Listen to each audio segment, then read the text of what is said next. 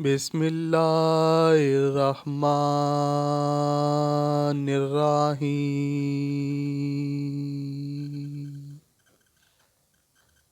عبد العزیٰ بن عبد المطلب، جس کی کنیت ابو عتبہ تھی، قریشی سردار اور اللہ کے آخری پیغمبر حضرت محمد صلی اللہ علیہ وآلہ وسلم کا حقیقی چچا تھا۔ اس کے والد حضرت عبد المطلب اس کے چہرے کی سرخی کی وجہ سے اسے ابو لہب پکارتے تھے۔ جب ابو لہب کو کسی نے بتایا کہ آپ کے چھوٹے بھائی عبداللہ کے گھر بیٹا پیدا ہوا ہے تو ابو لہب بہت خوش ہوا۔ اس نے ایک لونڈی صوبیہ کو آزاد کیا۔ ابو لہب اسلام کے بڑے دشمنوں میں سے ایک تھا۔ جب حضور اکرم صلی اللہ علیہ وآلہ وسلم نے اعلان نبوت کیا تو ابو لہب نے سخت مخالفت کی۔ رسول اللہ صلی اللہ علیہ وآلہ وسلم کی شان میں گستاخی پر اتر آیا۔ جب خدا کی طرف سے رشتہ داروں کو دین کی دعوت کا حکم ہوا تو رسول اللہ صلی اللہ علیہ وآلہ وسلم نے کوہ صفا پر چڑھ کر قریش والوں کو پکارا۔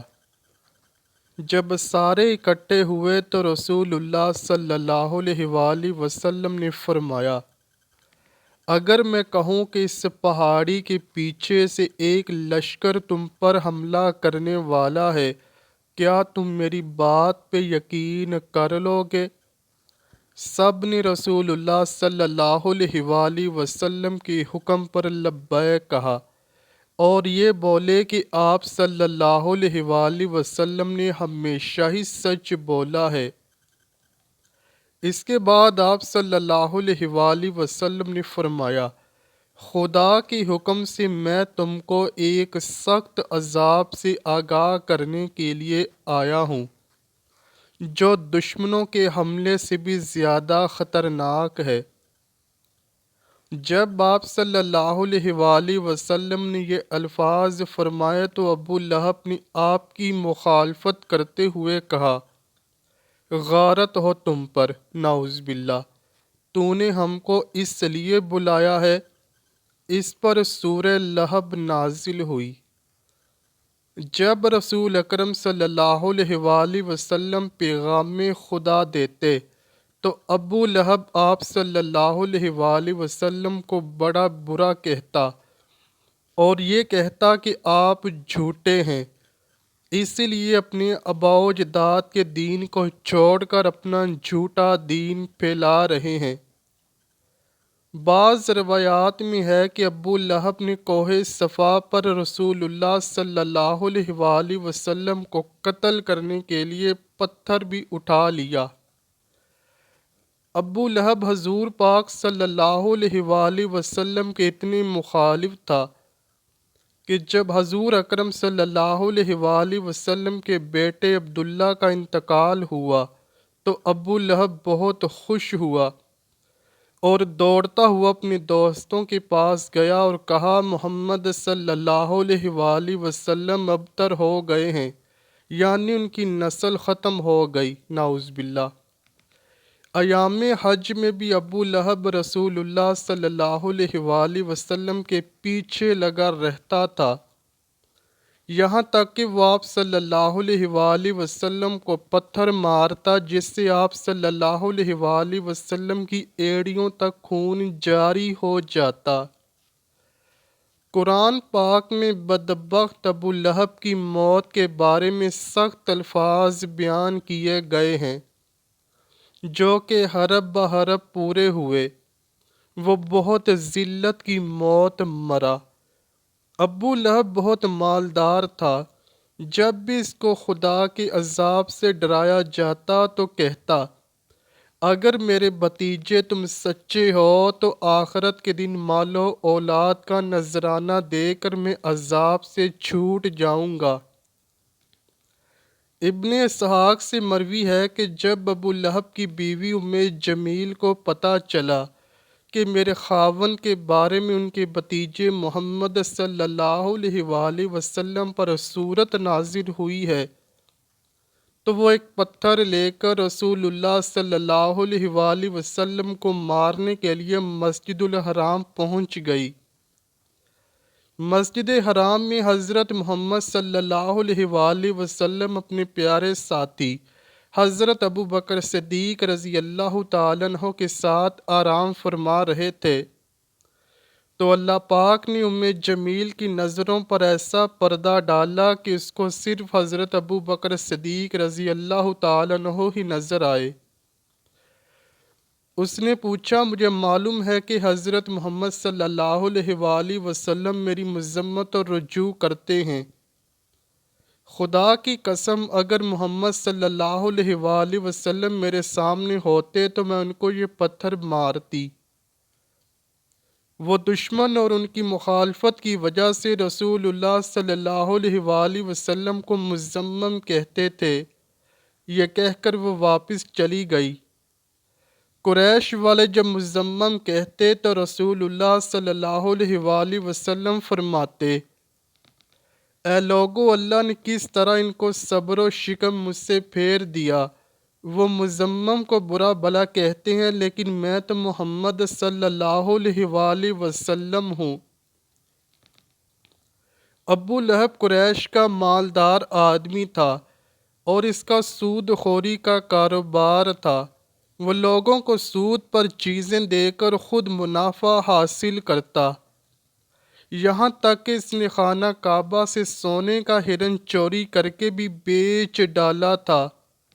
ابو لہب کی اولاد بھی نبی کریم صلی اللہ علیہ وآلہ وسلم کی بہت زیادہ دشمن تھی۔ ابن عساکر اور ابن اسحاق لکھتے ہیں کہ ایک دن ابو لہب کے بیٹے عتیبہ نے یہ ٹھان لیا کہ وہ محمد صلی اللہ علیہ وآلہ وسلم کے پاس جا کر ان کے رب کے بارے میں بری باتیں کہہ کر ان کو اذیت پہنچائے گا۔ عتیبہ بدبخت نبی کریم صلی اللہ علیہ وآلہ وسلم کے پاس آیا، بہت سخت کلامی کی اور سب سے بڑا جرم یہ کیا کہ اس نے چہرہ انور کی طرف تھوک دیا، مگر وہ ناپاک تھوک چہرہ انور پر گرنے کی بجائے دور جا گرا۔ اس کی گستاخی پر حضور اکرم صلی اللہ علیہ وآلہ وسلم نے دعا مانگی، اے اللہ اس پر اپنے کتوں میں سے کسی کتے کو مسلط کر دے۔ عتیبہ اپنے خیال میں بڑا کارنامہ سر انجام دے کر اپنے باپ کے پاس آ گیا۔ ابو لہب نے پوچھا، پیارے بیٹے تو نے اسے کیا کہا؟ اس نے بتایا، میں نے یہ کہا۔ تو وہ پوچھنے لگا، اس پر میرے بھتیجے محمد صلی اللہ علیہ وآلہ وسلم نے کیا کہا؟ عتیبہ نے بتایا کہ اس نے یہ بددعا دی ہے۔ یہ سنتے ہی ابو لہب کا رنگ سرخ ہو گیا، کیونکہ وہ جانتا تھا کہ محمد صلی اللہ علیہ وآلہ وسلم کی کوئی بھی دعا ایسی نہیں جو قبول نہ ہوئی ہو۔ اب وہ پل پل اپنے بیٹے کا خیال رکھتا۔ ایک دفعہ ابو لہب قافلے کے ساتھ شام روانہ ہوا۔ راستے میں ایک جنگل میں جا کر انہیں کہیں پڑاؤ کرنا پڑا۔ جنگل میں خوفناک جانوروں کا خطرہ تھا، تو ابو لہب کو بار بار حضرت محمد صلی اللہ علیہ وآلہ وسلم کی بددعا یاد آنے لگی۔ ابو لہب نے قافلے والوں سے کہا، چونکہ تم لوگوں پر میرے بہت احسانات ہیں تو میں تم سے ان کا بدلہ یہی چاہتا ہوں کہ آج رات میرے بیٹے عتیبہ کی حفاظت کرو۔ بس تم سارا سامان ایک جگہ پہ صحن میں اکٹھا کرو اور میرے بیٹے کا بستر سب سے اوپر لگا دو، پھر سامان کے ارد گرد تم سب سو جاؤ۔ حبار لکھتے ہیں کہ ہم نے ایسا ہی کیا۔ رات جب سب سو گئے تو جنگل سے ایک شیر آیا۔ ہم سب کے چہروں کو اس نے سونگھا مگر کسی کو کچھ نہ کہا۔ سامان کے بلند ڈھیر پر چڑھ گیا उतैबा के चेहरे को सूंघा और उसे चीर फाड़ डाला। अब्बू लहब का बुरा हाल था। वो कहे जा रहा था कि मैं जानता था मेरा बेटा मोहम्मद सल्लल्लाहु अलैहि वसल्लम की बद्दुआ से कभी ना बच सकेगा। नाज़रीन ग्रामी, अब्बू लहब, उसके बेटे उतैबा और उसकी बीवी का अंजाम इंतहाई दर्दनाक और इबरतनाक हुआ, क्योंकि अल्लाह पाक ने सूरह लहब में पहले ही इनके लिए अजाब का फैसला सुना दिया था। अब्बू लहब चीचक की बीमारी में मुब्तला हुआ और गल सड़ कर मरा। रवायत है कि इसको एक रेशेदार दाना निकला जो फटा तो फिर उससे मज़ीद दाने निकले। अब उन दानों की वजह से बदबू फैलने लगी, तो उसकी औलाद और बीवी ने यह फैसला किया कि इसको अपने घर से किसी वीरान खंडर में मुंतकिल कर देते हैं, ताकि ये बीमारी किसी और में मुंतकिल ना हो। इसी बीमारी, बदबू और अजियत में 7 दिन रहने के बाद अबू लहब जहन्नुम वासिल हुआ और इसकी लाश 3 दिन तक पड़ी रही। कोई इसके करीब बना फटका। लोगों को डर था कि जो करीब जाएगा उसे छूत की यही बीमारी लग जाएगी जिससे वो मरा है। जब बदबू फैलने लगी तो लोगों ने इसके अहलो अयाल को कुछ शर्म दिलाई। इस पर उन्होंने इन तानों से तंग आकर कुछ हबशियों को उजरत देकर लाश उठवाई, जिन्होंने इसे लंबी लकड़ियों पर रखकर एक घड़े में फेंका और ऊपर से दूर खड़े होकर यूं पत्थर फेंके जैसे इसे रजम किया जा रहा हो। अब्बू लहब की बीवी, जो उम्मे जमील के नाम से मारूफ थी, अब्बू सुफियान की बहन थी। इसका नाम उर्वा बिनते हरब था।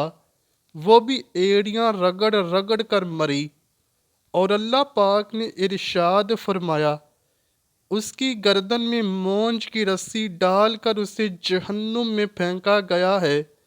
वो अपने कीमती हार पर फख्र किया करती थी और शेखियाँ मारा करती थी कि मैं ये कीमती हार बेचकर मोहम्मद सल्लल्लाहु अलैहि वसल्लम की मुखालफत में लगा दूंगी।